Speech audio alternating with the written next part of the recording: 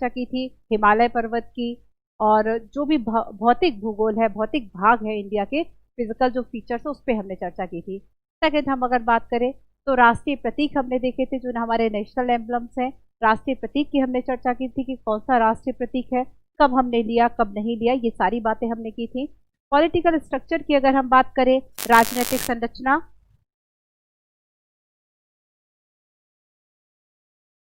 राजनीतिक संरचना की अगर फ्रेंड्स हम बात करें तो इसमें हमने देखा था एक आपका संक्षिप्त पॉलिटी कवर हुआ था, जिसमें हमने बात की थी डीपीएसपी की या फिर बाकी सभी चीजों की, तमाम बातों की, है ना।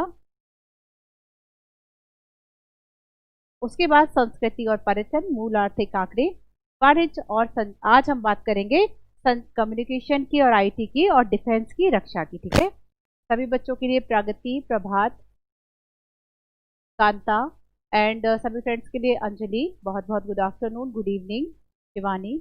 तो फ्रेंड्स आज हम स्टार्ट करेंगे चैप्टर नंबर 8 और 9। ठीक है, तो देखिए सबसे फर्स्ट जब हम बात करेंगे संचार और सूचना प्रौद्योगिकी की, जो कम्युनिकेशन है और जो इंफॉर्मेशन टेक्नोलॉजी है, जब हम इसमें बात करेंगे तो इसमें कुछ चैप्टर्स ऐसे हैं, कुछ टॉपिक्स ऐसे हैं इस चैप्टर में जो बहुत इंपॉर्टेंट है। जैसे फर्स्ट हम देखें डिजिटल इंडिया, है ना, फर्स्ट हम देखें डिजिटल इंडिया।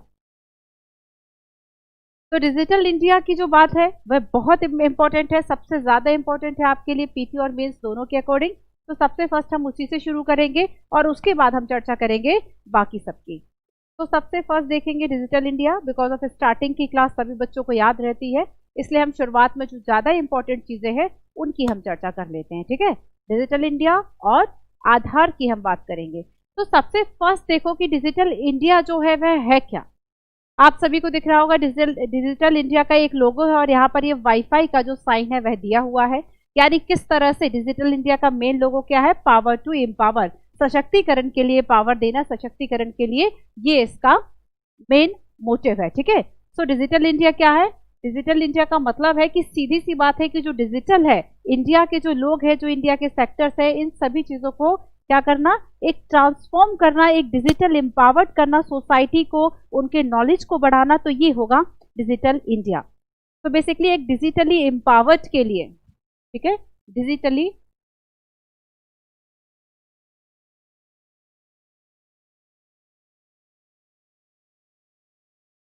डिजिटली एम्पावर्ड के लिए यह मिशन चलाया गया। इसे कब स्टार्ट किया गया, तो सबसे फर्स्ट देखो इसे लॉन्च किया गया था 1 जुलाई 2015, 1 जुलाई 2015 को इसका प्रारंभ किया गया था, लॉन्च किया गया था। और सबसे फर्स्ट आपको इसमें ये देखना है कि इसमें 9 पिलर्स है। ठीक है, 9 पिलर्स है। पिलर्स की अगर हम बात करें, पिलर्स दैट मीन्स कि जिन पर यह जो डिजिटल इंडिया प्रोग्राम है वह टिका हुआ है। तो ऐसे 9 पिलर्स होंगे। इंग्लिश में भी है बुक, ठीक है, यह जो बुक है वह इंग्लिश में भी है। देखिए सबसे फर्स्ट हम बात करेंगे कि जो डिजिटल इंडिया है इसके जो 9 पिलर्स है, तो सबसे फर्स्ट इसमें क्या पिलर है, ब्रॉडबैंड हाईवे। ब्रॉडबैंड हाईवे इसे कनेक्ट करना है, इसका फर्स्ट पिलर है। ठीक है, सेकंड हम बात करें universal access to mobile connectivity. Second क्या होगा, सेकंड है मोबाइल कनेक्टिविटी। ये बहुत इंपॉर्टेंट है। अब देखो यहाँ से प्रश्न कैसे आ जाता है कि जो डिजिटल इंडिया के 9 पिलर्स है उसमें क्या शामिल है या क्या शामिल नहीं है। तो सबसे फर्स्ट होगा ब्रॉडबैंड हाईवे, सेकंड है मोबाइल कनेक्टिविटी, थर्ड है पब्लिक इंटरनेट। ठीक है, थर्ड है पब्लिक इंटरनेट, ये सारी चीजें इसमें शामिल है। डिजिटल इंडिया कैसे होगा कि अगर जैसे आप रेलवे स्टेशन है या जो भी ऐसे पब्लिक प्लेसेस है, आप वहां पर वाईफाई या बाकी नेट कनेक्टिविटी दे। तो थर्ड जो पिलर है वह क्या है, पब्लिक इंटरनेट। थर्ड क्या है पिलर, पब्लिक इंटरनेट। मेरे साथ साथ ही चीजों को नोट करते जाइए, public internet access program. Fourth pillar की अगर हम बात करें, फोर्थ पिलर होगा इसका ई गवर्नेंस, इलेक्ट्रॉनिक गवर्नेंस। ठीक है, पांचवें पिलर की अगर हम बात करें तो पांचवा पिलर होगा ई क्रांति। पांचवा पिलर होगा ई क्रांति। छठे पिलर की अगर हम बात करें तो यह होगा इंफॉर्मेशन टू ऑल, सभी के लिए सूचना, इंफॉर्मेशन टू ऑल। ठीक है, तो ये 6 हो गए। सातवें की अगर हम बात करें तो ये होगा इलेक्ट्रॉनिक मैन्युफैक्चर, इलेक्ट्रॉनिक्स मैन्युफैक्चर, यानी भारत में ही जो इलेक्ट्रॉनिक्स है इनका विनिर्माण करना, जैसे मेक इन इंडिया की अगर हम बात करें तो हाँ, मेक इन इंडिया में ये जो फीचर है ना कि हम यहाँ पर जो ये इलेक्ट्रॉनिक्स है इनका उत्पाद इनको प्रोडक्ट करें, तो ये चीज किसमें आ गई, ये जो आपका प्रावधान है वह डिजिटल इंडिया का एक पिलर्स के रूप में आ गया। एंड नेक्स्ट है आईटी फॉर जॉब्स, रोजगार का सृजन करना इंफॉर्मेशन टेक्नोलॉजी के एरिया में, यह इसका 8वां पिलर होगा। और 9th लास्ट पिलर की अगर हम बात करें तो यह होगा early harvest, early harvest programme.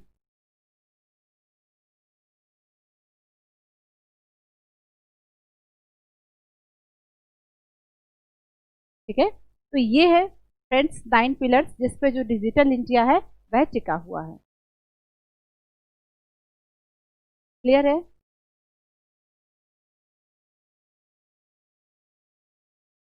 नहीं अविनाश, ये जो क्लास है वह सभी के लिए है, it's not only for UPSC, सभी के लिए, आप पीसीएस है बाकी सब चीज़ों के लिए पढ़ सकते हैं।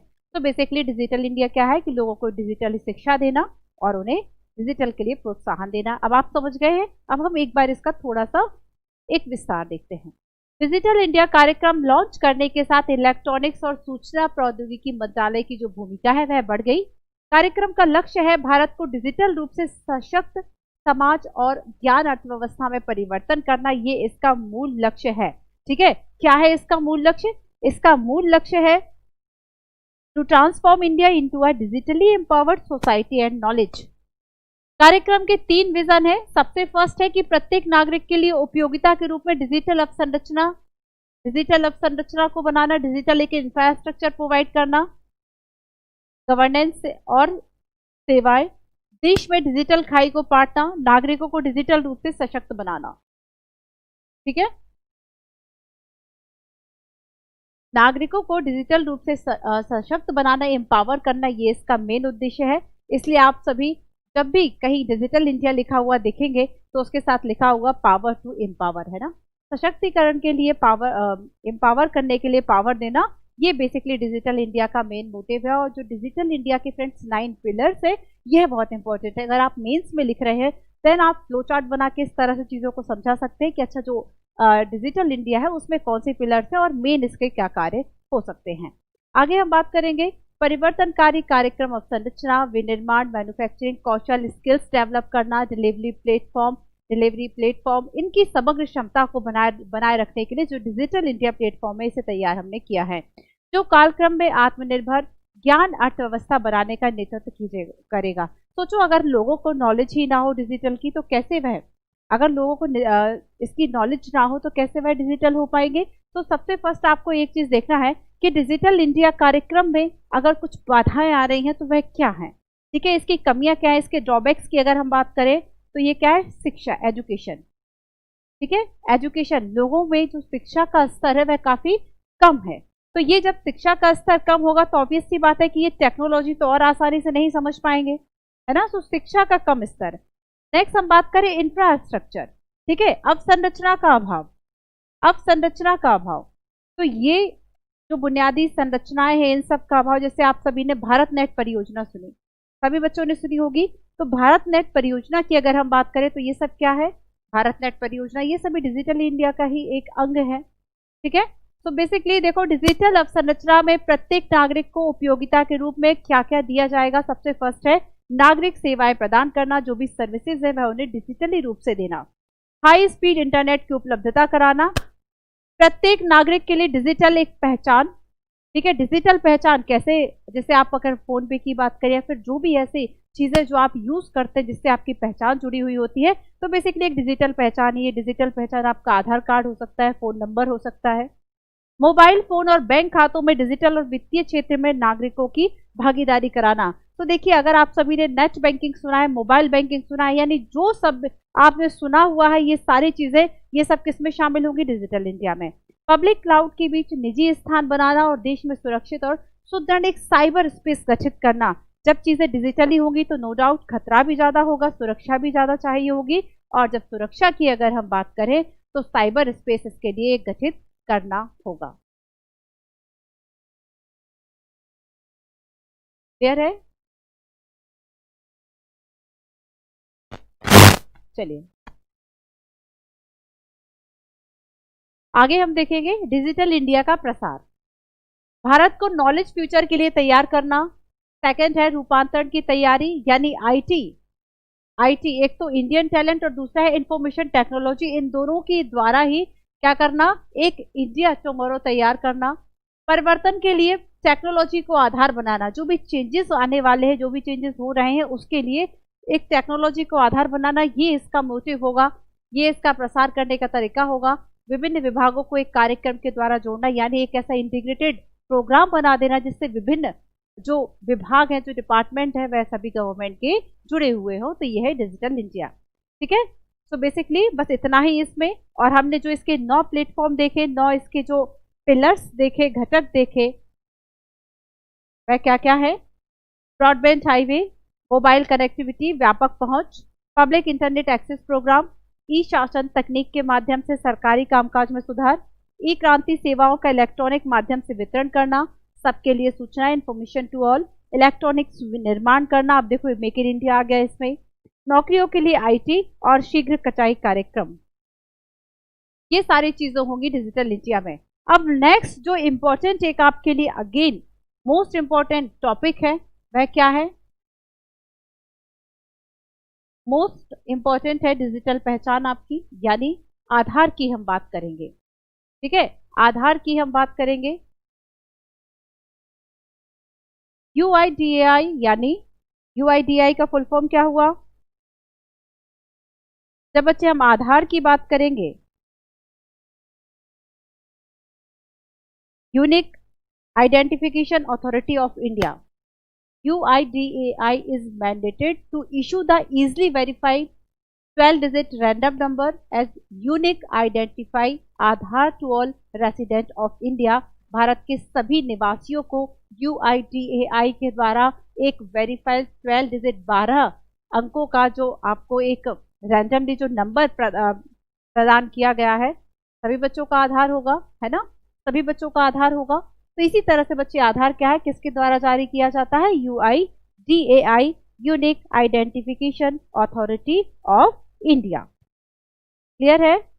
आधार क्या है? एक वेरीफाइबल 12 डिजिट आइडेंटिफिकेशन नंबर है। और ये भी बच्चे आपको याद रखना है, सबसे फर्स्ट इसमें एक तो कितने 12 डिजिट का है, 12 डिजिट का एक वेरीफाइड नंबर है। और मेन चीजें इसमें 2 चीजें होती है। कौन सी? 2 तरह के जो डेटा हैं वह होते हैं। फर्स्ट तो इसमें होता है बायोमेट्रिक डेटा। बायोमेट्रिक डेटा में क्या होता है? जैसे आपके फिंगरप्रिंट्स है, ठीक है, आपके जो फिंगरप्रिंट्स है, आइरिस स्कैन होती हैं, आपकी आंखों की जो पुतलियां है वह स्कैन होती हैं, और आपका फोटोग्राफ होता है। एक डिजिटल पहचान आपकी हो गई। अगर आप ये 12 डिजिट का जो आइडेंटिफाई, ये जो आपके पास जो नंबर होता है यूनिक आइडेंटिफिकेशन नंबर, इसे अगर आप कहीं यूज करते हैं तो आपके जो बायोमेट्रिक डेटा है यह इजीली मिल सकते हैं। और नेक्स्ट हम बात करें डेमोग्राफिक डेटा। ठीक है, नेक्स्ट हम बात करेंगे डेमोग्राफिक डेटा। डेमोग्राफिक मतलब जैसे आपका नाम क्या है, एड्रेस क्या है, मदर फादर, ये सारी चीजें है ना, नेम क्या है, एज क्या है, जेंडर क्या है, एड्रेस क्या है। तो बेसिकली सरकार के द्वारा जो विभिन्न योजनाएं बनाई जाती है उन सभी के लाभ देने के लिए सरकार के द्वारा समटाइम कुछ योजनाओं में आधार को क्या किया गया, एक मैंडेटरी किया गया है। ठीक है, क्लियर है सभी को?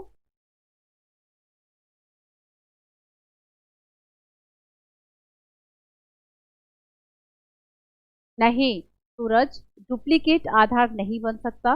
देखिए यूपीएससी में प्रश्न पूछा गया था कि क्या आधार संख्या एक बार जब जारी की जा सकती है तो क्या उसके बाद निरस्त किया जा सकता है?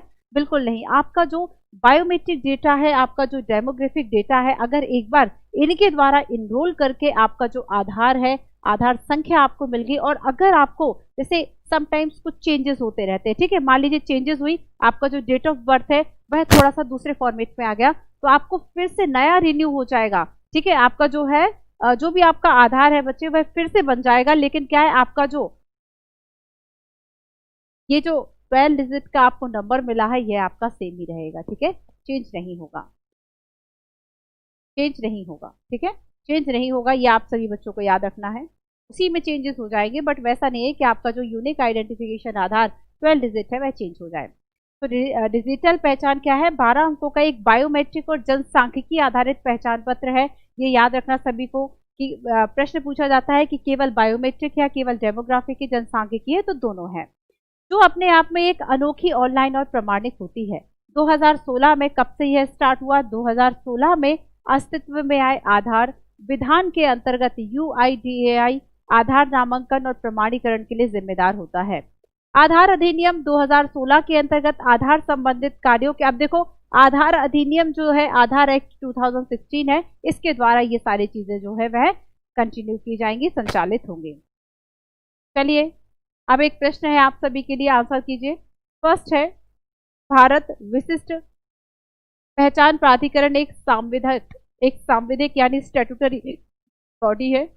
नेक्स्ट है, इसकी स्थापना भारत सरकार के द्वारा आधार अधिनियम 2016 के प्रावधानों के अंतर्गत की गई थी, IT मंत्रालय के अंतर्गत, IT मिनिस्ट्री के अंतर्गत। आंसर कीजिए, क्या होगा इसका आंसर?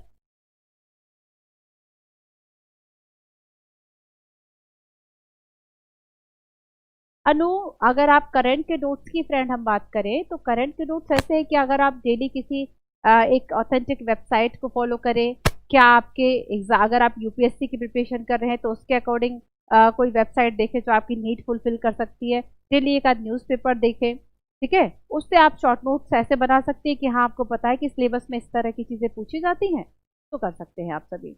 ओके, सो मोस्टली बच्चों के आंसर है ऑप्शन नंबर सी। मोस्टली बच्चों के आंसर है ऑप्शन नंबर सी, है ना? ठीक है, कुछ बच्चों को बी भी लगता है, तो बच्चे ऑप्शन नंबर सी इसका सही आंसर है।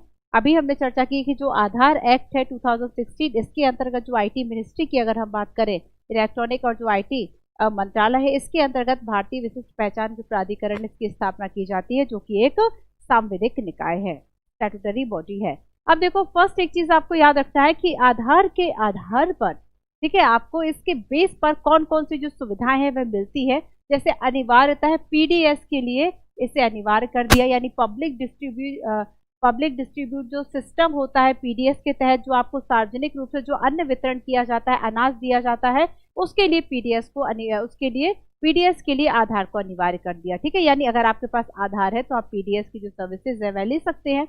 नेक्स्ट हम बात करें कि पहल और उज्ज्वल योजना। उज्ज्वला योजना की अगर हम बात करें तो इसमें BPL जो है, BPL श्रेणी के जो महिलाएं हैं इन्हें क्या दिया जाता है?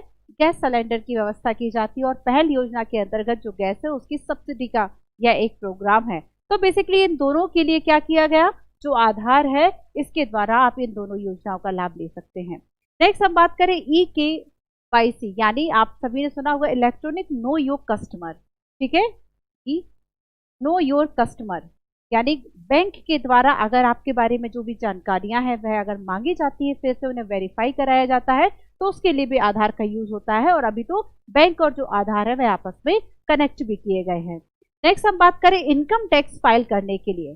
ठीक है, इनकम टैक्स फाइल करने के लिए जो आधार है इसके द्वारा किया जा सकता है। अगर प्रश्न पूछा जाता है कि आधार के आधार पर कौन सी जो सर्विसेज है वह आपको मिलती है, PDS, पहल और उज्ज्वला योजना, EKYC और इनकम टैक्स रिटर्न फाइल करना, तब आंसर क्या होगा? सभी, यानी जो ये सुविधाएं हैं ये आधार के द्वारा आपको मिलती हैं। हाँ तनुज, PDF मिलेगी, PDF मिलेगी। ठीक है, क्लियर है सभी को? तो आधार क्या है? एक वेरीफाइबल 12 डिजिट आइडेंटिफिकेशन नंबर है, इशूड बाय UIDAI यानी unique identification authority of India. Demographic और बायोमेट्रिक दोनों ही इंफॉर्मेशन जो है वह इसमें होती है। क्लियर है सभी को? चलिए आगे हम बात करेंगे